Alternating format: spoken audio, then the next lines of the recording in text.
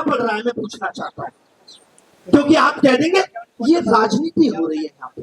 चलिए मान लेते हैं पेपर लीक उद्योग को बंद करने के लिए राजनीति हो रही है, तो सही काम के लिए हो रही है या गलत काम के लिए हो रही है? आज अस्पतालों की हालत ये है, आप में से कितने लोग इस बात को रिलेट करेंगे कि जब आपके घर में कोई बड़ी समस्या आ जाए तो फाइनल ये कह दिया जाता है कि अब इसको दिल्ली रेफर करो, एम्स कह दिया जाता है ना। क्या हम आजादी के 75 साल बाद जिसको अमृतकाल कहा जा रहा है उसमें एक हॉस्पिटल ही बना पाए ऐसा कि अब एम्स दिल्ली चले जाइए? दिल्ली एम्स की हालत पता है आपको क्या है? सुबह 3 बजे से लाइन लगती है और ये क्या कह रहे हैं? ये कह रहे हैं कि 2047 में भारत विकसित हो जाए। तभी तो नंबर आने से पहले काम खत्म। आप लोग कितने लोग नेहरू बिहार में रहते होंगे? कोई रहता है? गांधी बिहार में रहते हैं? आप मुझे बताइए, अगर उसकी किसी बिल्डिंग में आग लग जाए तो बचना मुश्किल है? कोई नहीं बचे। आप भारत को विकसित बनाने की बात कर रहे हैं और आप दिल्ली के कोने को विकसित नहीं बना पा रहे। अगर मुझे यहाँ से चंडीगढ़ जाना है और उस रास्ते में पानीपत आ ही नहीं रहा, इसका मतलब है कि मैंने गलत रास्ता पकड़ा। ये विकसित भारत का रास्ता हो ही नहीं सकता। आज से 15 साल पहले धनिये में एक महक आती थी, अदरक में एक महक आती थी, आज वो महक खत्म हो गई, आज नहीं आती। क्यों? क्योंकि अदरक धनिया ये सब कुछ नकली बिक रहा है, सब कुछ अडल्ट्रेटेड है, केमिकल मिलाया। खाना आप खराब खाएंगे बाहर, रेस्टोरेंट में जो खाना मिल रहा है वो 2-2, 3-3 महीने पुराना है। कहीं पीछे जामा मस्जिद में कंपनियां मशीन से खाना बना रही है, वहीं से आता है। आप बीमार हो जाएंगे, आपको इलाज नहीं मिलेगा। बेसिक शिक्षा आपकी कमजोर है, आपको हॉस्पिटल व्यवस्था सही नहीं मिल रही। जिन बिल्डिंग्स में आप पढ़ने जा रहे हैं वो आग लग जा रही है। फिर सरकार क्या करती है? उसके बाद कमेटी बना दी है। अभी साकेत के जब मालवीय नगर में आग लगी थी, 15 दिन तो हो गए ना, क्या आया कमेटी का रिजल्ट? कमेटी तो सीसेट को लेकर भी बनी थी और उसने कहा था कि सीसेट नहीं होना चाहिए। तो ये सब कमेटी बनाना, एयरफोर्स से पेपर ले जाना, सिर्फ ध्यान भटकाने के लिए हो। सरकार की मंशा में कहीं ये नहीं दिख रहा कि हम इस सिस्टम को ठीक करना चाहते हैं। आपको 3-3, 4-4 महीने पुराना खाना खिलाया जाना है रेस्टोरेंट से, और वो खाना खा करके आप बीमार पड़ेंगे, आप हॉस्पिटल में जाएंगे, हॉस्पिटल में आपको हालात पता है क्या है? भाई एक बात बताइए, आप विकसित बनने की बात करते हैं, विकसित बनने के लिए शिक्षा और स्वास्थ्य तो सबसे जरूरी चीजें हैं या नहीं? आज आपको यहाँ इलाज नहीं मिलेगा। पिछले 3 महीने की खबरें सुनाऊं तो आप कहेंगे कि एमपी में HIV का बिलट चढ़ा दिया गया लोगों पर। ये भारत की स्वास्थ्य व्यवस्था की हालत है। अभी कुछ दिन पहले 5 गर्भवती महिलाएं मर गई, इंजेक्शन में पानी डाल के चढ़ा दिया गया। सोचिए, अभी ये खबरें कम हैं, जब ये नीट पेपर लीक से डॉक्टर पहुंचेंगे ना, नीट पेपर लीक से, तब आप ऐसी रोज खबरें सुनिए कि फला डॉक्टर ने एक किडनी निकाल ली, फला ने दोनों निकाल ली।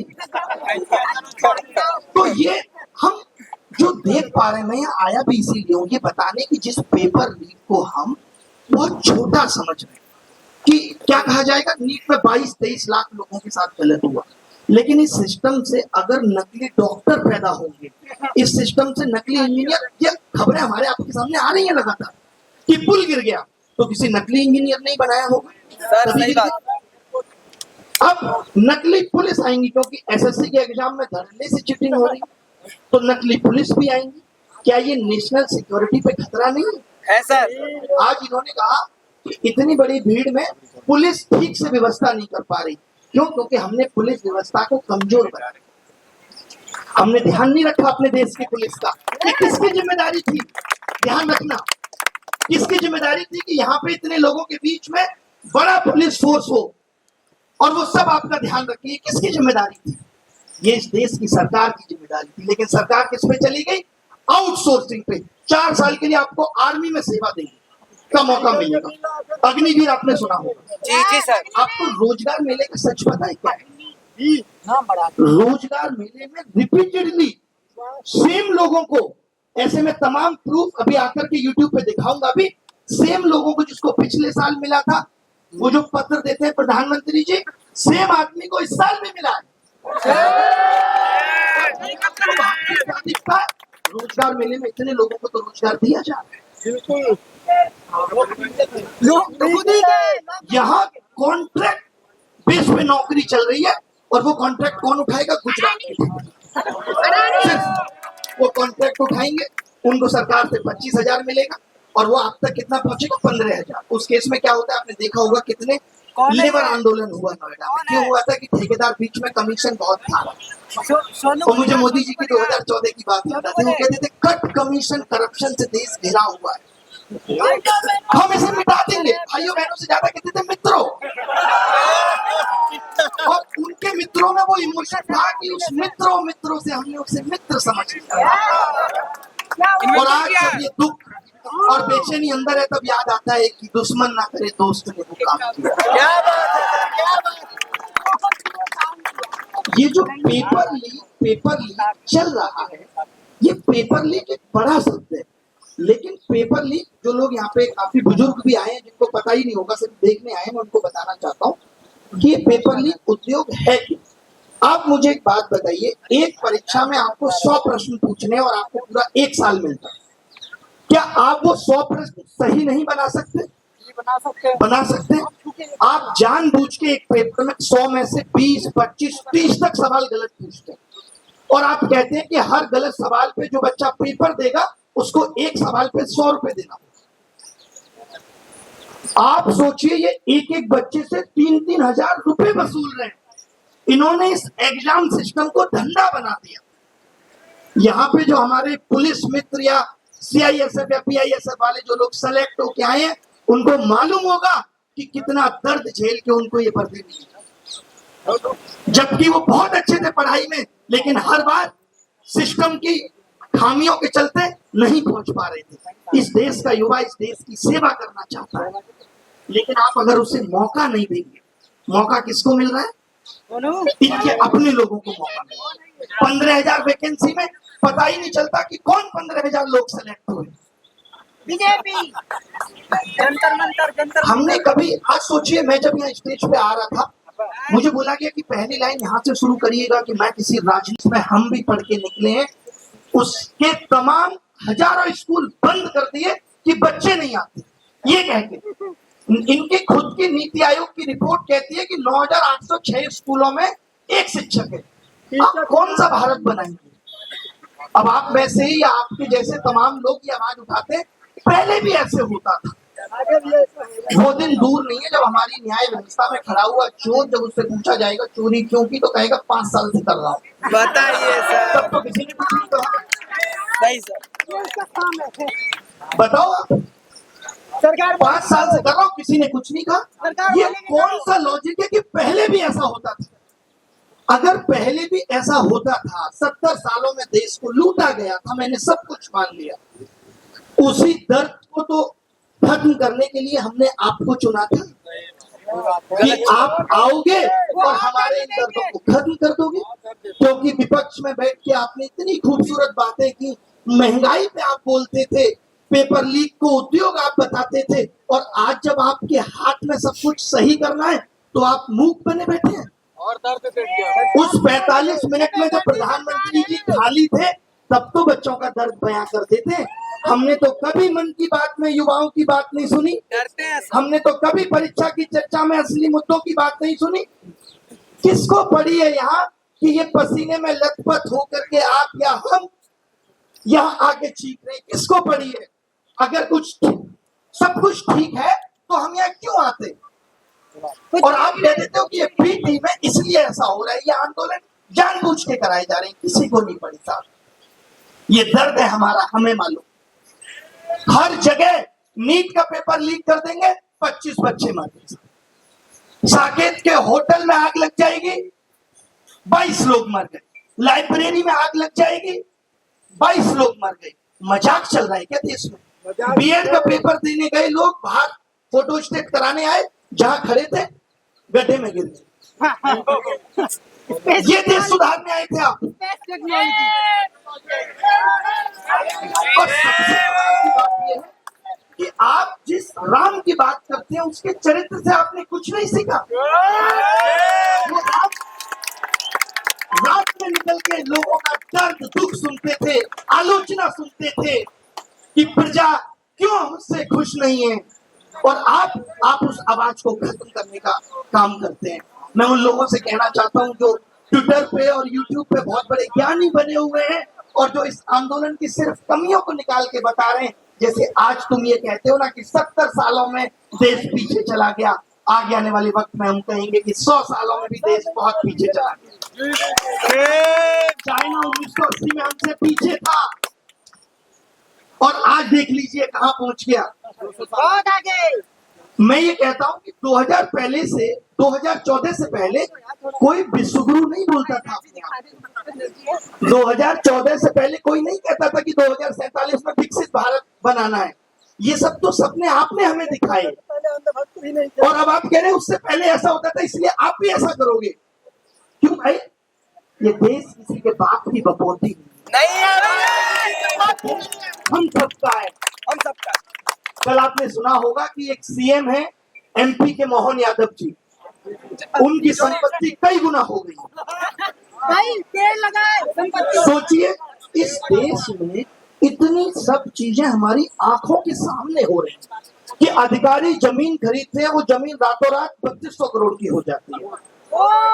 अब बताइए जो बैठे लोग सत्ता में उनको तो सब कुछ पता है, अगर वो इस तरीके से देश कब जाएंगे तो हमारे आपके लिए बचेगा क्या? हमारे आपके आने वाली पीढ़ी के लिए बचेगा क्या? कुछ नहीं बचेगा सर।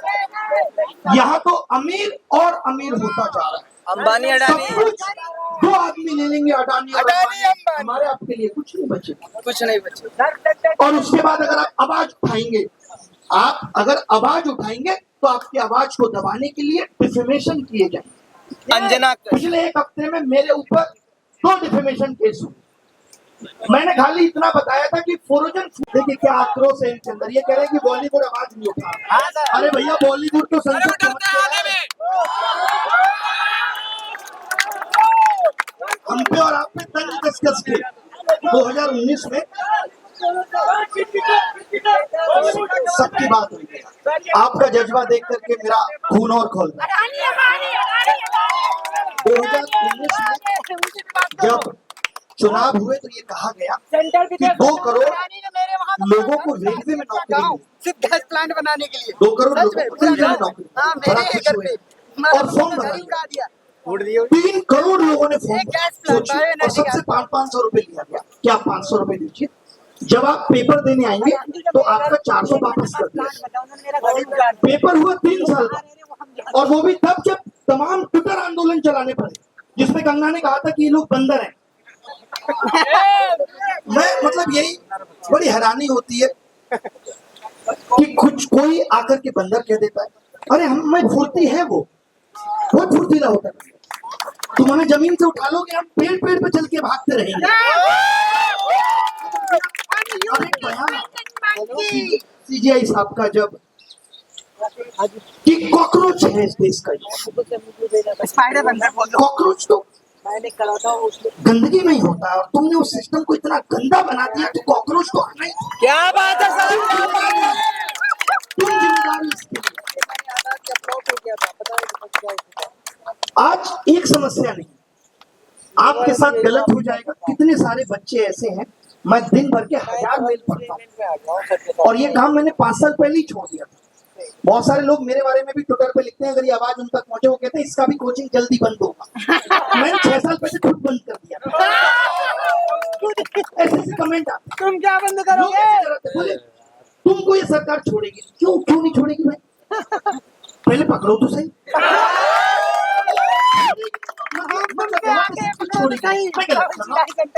अगर पेपर लीक हो रहा है, सरकार नहीं देख पा रही ना, बच्चों की आंखों में मरते हुए सपने तुम्हें देख रहा हूँ, मेरे पढ़ाने की सार्थकता क्या है?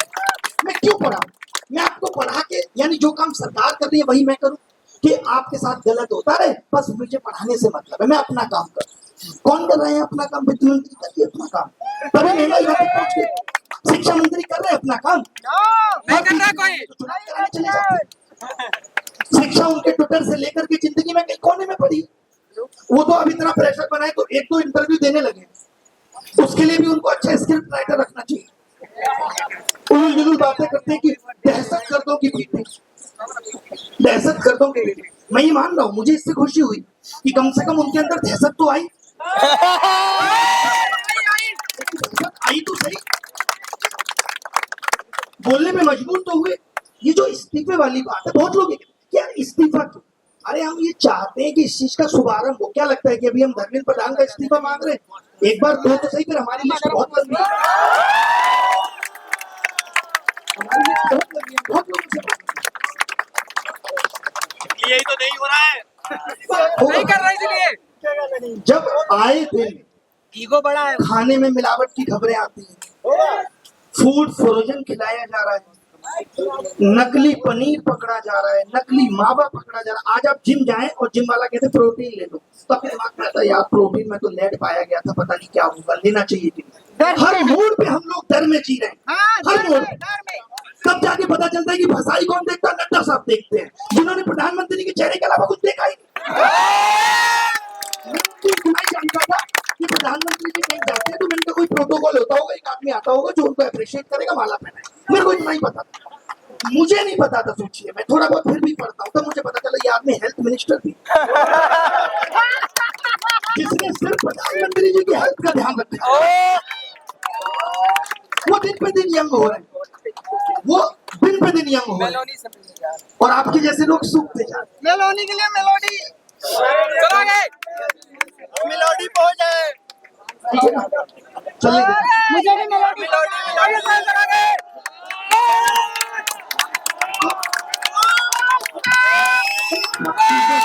मैं बस एक चीज पूछना चाहता हूँ,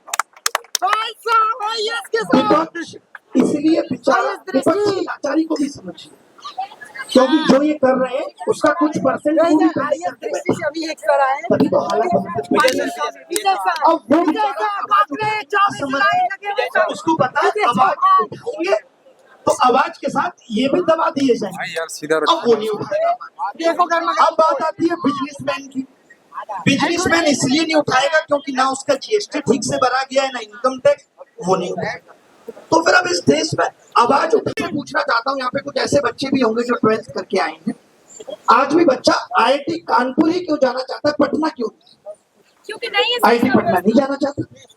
तो मैं ये कह रहा हूँ कि जो आईआईटी पुराने थे, आज तो आप कहते हो डिजिटल इंडिया ऐसा, विश्वगुरु इंडिया ऐसा, आत्मनिर्भर इंडिया ऐसा, तो क्या उस दौर में आप नए आईआईटी पुराने से बेहतर नहीं बना पाए?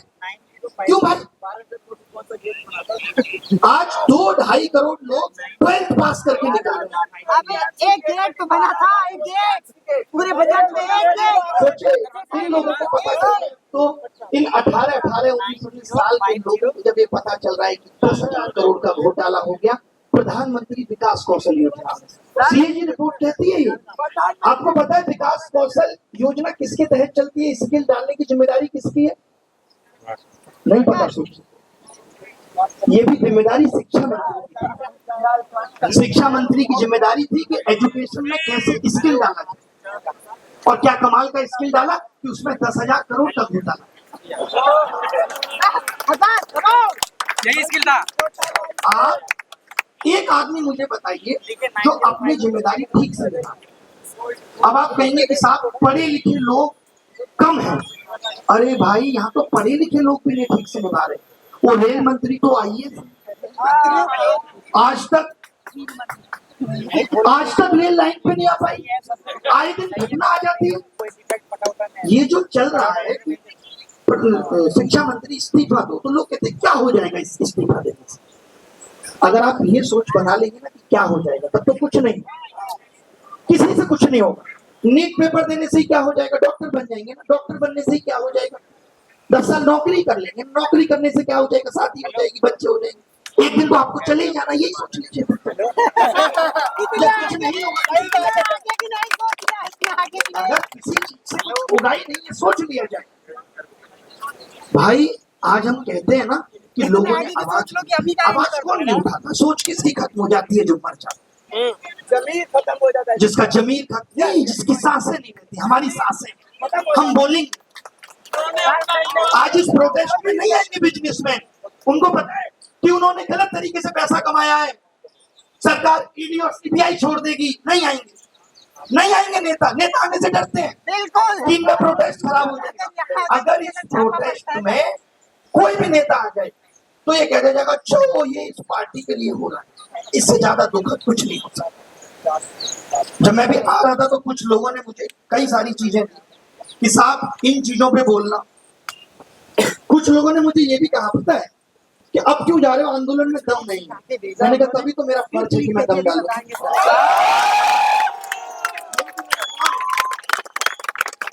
कि अगर युवाओं की बात हो रही है, अगर मुद्दों की बात हो रही है, अगर उन चीजों की बात हो रही है जो देश का भविष्य है, जिससे भारत एक विकसित नेशन बनेगा, राष्ट्र का निर्माण है। आज लोगों को क्या प्रॉब्लम है, ये जेनजी जनरेशन अजीबोगरीब करती है। ये वो जनरेशन आपको अजीबोगरीब लगती है। और ब्लिंकिट कैसा लगता है, 8 मिनट में नारियल का पानी आपके सर के ऊपर फेंक के मार देगा। मतलब आप इस जनरेशन की अच्छी चीजों को स्वीकार करेंगे नहीं, और ये जनरेशन में आपको कमियां दिख रही हैं। अरे इसका अंदाज है, इसका अंदाज है इस तरीके से रिप्रेजेंट करना अपने आप को। अच्छी बात है, आज से पहले आंदोलन होते थे तो वही लोग पहुंचते थे जो प्रभावित होते थे। मैं खुश हूं इस जनरेशन से कि जो प्रभावित नहीं है, लेकिन उतना दूर का सोच पा रही है कि कल को हमारे लिए भी दिक्कतें हों। सही बात। तो ये अच्छी बात है, ये खूबसूरत है इस आंदोलन। लोग एक्सेप्ट नहीं कर पा रहे, बात की जनरेशन को एक्सेप्ट नहीं कर पा। कुछ लोग एक वीडियो जारी कर देंगे कि ये एलजीबीटी आंदोलन में क्यों आ गए, देश के नागरिक नहीं है, उनको वोट देने का अधिकार नहीं है। साहब बोल दे कि दिल्ली में थाने में एसएचओ की पोस्टिंग के लिए पैसा नहीं जाता,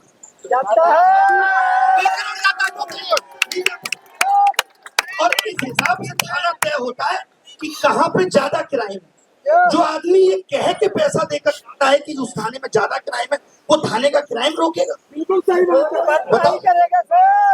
आप डिजिटल इंडिया की बात करते हो और आज आप ड्राइविंग लाइसेंस भी बनाने जाओ तो दलाली लगी, लगती है। आप करेक्टर सर्टिफिकेट बनवा के जाओ तो वो आदमी जिसका खुद का करेक्टर खराब है वो आपका करेक्टर सर्टिफिकेट बनाने के।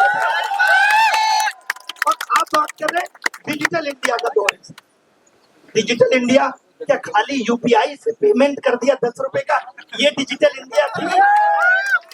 कि आपके सिस्टम जब बच्चा पेपर देने जाता है वो बाहर लीक हो जाता है, हैक हो जाता है, आपका सिस्टम इतना स्ट्रांग नहीं है, ये डिजिटल इंडिया थी? आप पेपर ठीक से नहीं करा पा रहे, ये डिजिटल इंडिया थी? ये हिस्सा नहीं था डिजिटल इंडिया का? और फिर आप कहते हैं आवाज क्यों उठती है? आप झूठ पे झूठ बोलते रहेंगे, इस देश का मीडिया उस झूठ को जस्टिफाई करता रहेगा और हम आंख बंद करके बैठे रहेंगे। क्यों? क्योंकि हम देश प्रेमी हैं, बोलेंगे, डंके की चोट पे बोलेंगे, असली देशभक्ति तो सवाल पूछना सत्ता से असली देशभक्ति है। वो लोग जो आज सवाल नहीं पूछ रहे गद्दार है वो देश। एक बात बताइए, बिल्कुल बॉलीवुड में भी धीरे धीरे आएंगे। सबने आपको लूट लिया, क्रिकेटर ने भी लूट लिया, बॉलीवुड मीडिया, गोदी मीडिया बहुत बहुत बढ़िया बोलते हैं, आपको जल्दी मीडिया पेपर। एक चीज मैं और कहना चाह रहा था, आपने बुलवा दिया। अभी आपको पता है मोदी जी यूरोप गए थे। मैं कुछ एग्जांपल इसलिए ले रहा हूँ, मैं मंशा दिखाना चाहता हूँ। वहां उन्होंने बोला है कि एक्सपोर्ट में पिछले 12 साल में भारत ने 35 गुना वृद्धि की। मैंने जब ये फैक्ट चेक किया, आप चाहे तो खुद भी कर सकते हैं परप्लेक्सिटी पे डाल के, 2 गुना है, 2 गुना, 2 को 35। और सोचिए मीडिया इस चीज को बड़े बड़े अक्षरों में चला रहा है, छोटा सा नीचे लिखा है प्रधानमंत्री नरेंद्र मोदी। मीडिया को पता है ये झूठ है, लेकिन वो देख रहा है। छोटा छोटा किसको देखेगा? जैसे नहीं देखते आप, टर्म एंड कंडीशन छोटी छोटी होती है हर जगह टर्म एंड कंडीशन छोटी छोटी। आज यार हम लोग किस किस के लिए लड़े? आज आप हेल्थ इंश्योरेंस कराएंगे, आपके पीछे चाचा पीछे पड़ जाएंगे, हेल्थ इंश्योरेंस ले ले, क्योंकि उनका कमीशन फिक्स है।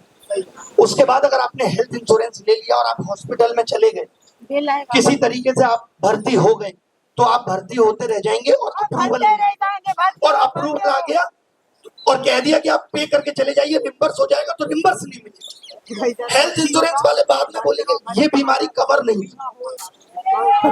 यार आप हमें हर स्टेज पे लूट रहे हो, कौन आयुष्मान देखेगा ये सब? क्या करने के लिए हमने हेल्थ मिनिस्टर बनाया है? गांजा पीने के लिए, गांजा फूकने के लिए, गांजा फूकने के लिए। आज जैसे इन्होंने भी मुझे बताया कि सर जो ये एग्जाम सेंटर है तो दो बातें निकल के आई कि भाई सेंटर्स, आपने देखा होगा आज से 6-7 महीने पहले सात समंदर ऐसा प्रोटेस्ट हुआ था जिसमें ये मुद्दा उठाया गया था प्रोटेस्ट में कि एक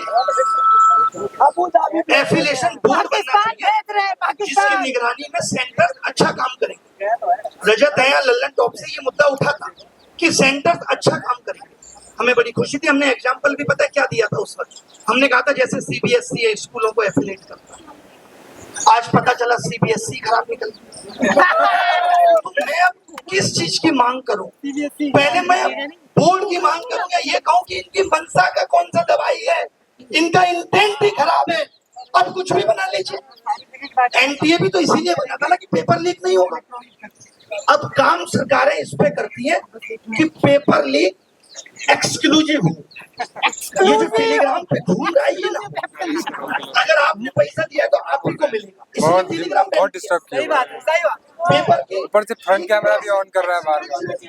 जिसका पैसा उसी को नकल होगा। और ये आ गया है, अगले साल सीबीटी होगा। आपको पता सीबीटी क्या है? सीबीटी में अगर आपने पैसा दिया तो आपका सिस्टम बाहर हैक हो जाता है, ये तो सिर्फ आप ही को नकल होगी। ये हम ऐसे एसएससी के एग्जाम में तमाम ऐसे सीबीटी में हुई खामियां देख चुके हैं। तो दिल ऐसा हो गया, लेकिन मैंने एक चीज सीखी, हिम्मत नहीं हारी। आपकी इजाजत हो तो उसको एक शायरी कर दूं। हो जाए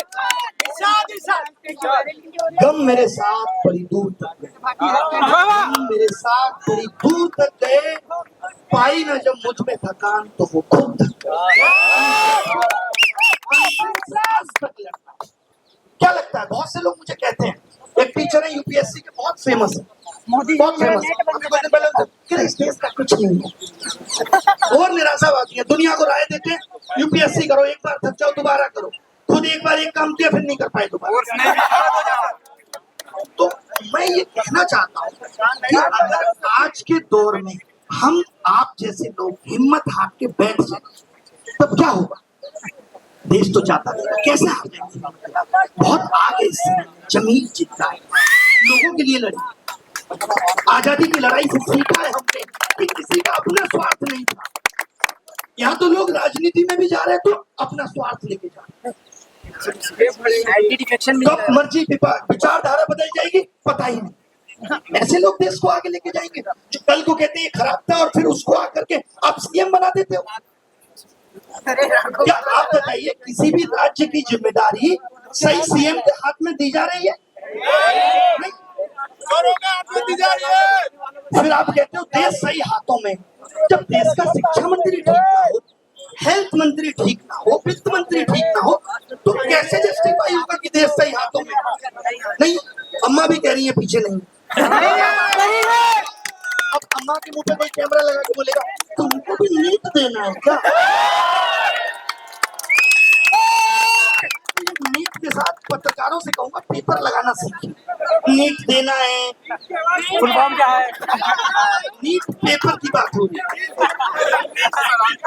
मुझे भी क्यों क्या है, लेकिन ये आई है आवाज बुलंद। इससे पता चलता है कि आज भी ऐसे लोग भी हैं जो लोगों की आवाज बनना चाहते हैं, जिनको दहशत गर्द का। आप बताइए कि क्या ये सरकार इतनी नासमझ है जिसको नहीं पता चलता कि ये लोग पेपर लीक और देश की समस्याओं पे बात करना चाहते हैं? इतनी नासमझ तो नहीं,